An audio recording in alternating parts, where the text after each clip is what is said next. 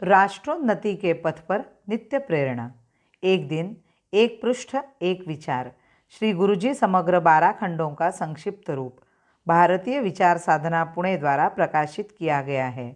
मैं डॉक्टर श्रीमती स्वाति सदानंद गोडबोले इन विचारों के एक पृष्ठ को प्रतिदिन वाचन के माध्यम से आप तक पहुंचाने का प्रयास कर रही हूँ।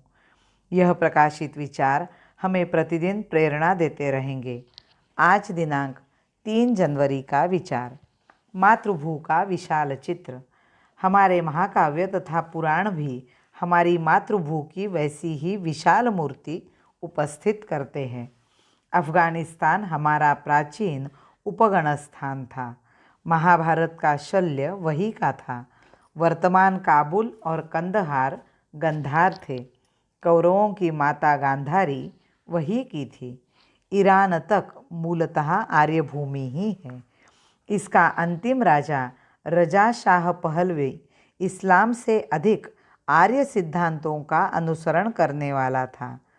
पारसियों का पवित्र ग्रंथ जेंदावेस्ता बहुत कुछ ऋग्वेद है। पूर्व दिशा में बर्मा हमारा ब्रह्मदेश है। महाभारत में इरावत का उल्लेख आया है। वर्तमान इरावती घाटी का उस महायुद्ध से संबंध था।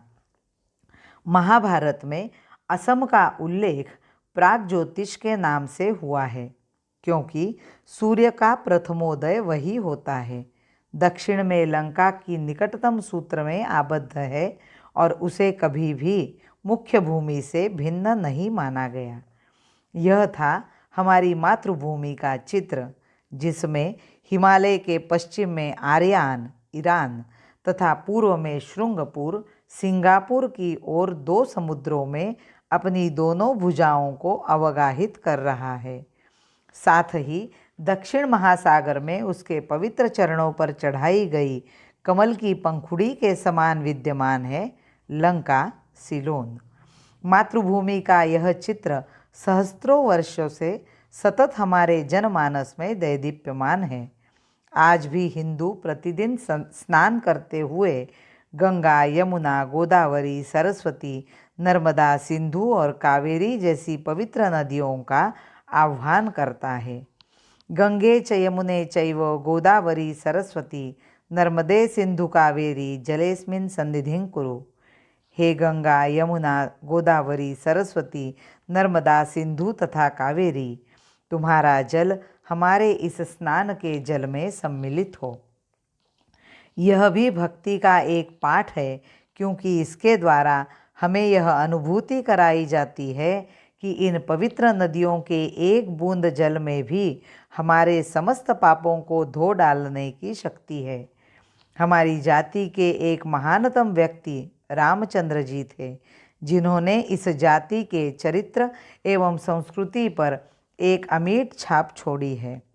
उनके महान गुण यथा निराकुलता, उदारचित्तता, ज्ञान गांभीर्य एवं अनुभूतियों की तुलना समुद्र की अप्रमेय गहराई तथा शांतता से की गई है और उनकी अदम्य शक्ति एवं धैर्य की तुलना महान और अजेय हिमालय से की गई है। समुद्र इव गांभीर्ये धैर्येण हिमवान इव। क्या हमें ज्ञात नहीं कि हमारी मातृभूमि एक ओर हिमालय से और शेष 3 ओर समुद्र से परिवेष्टित है।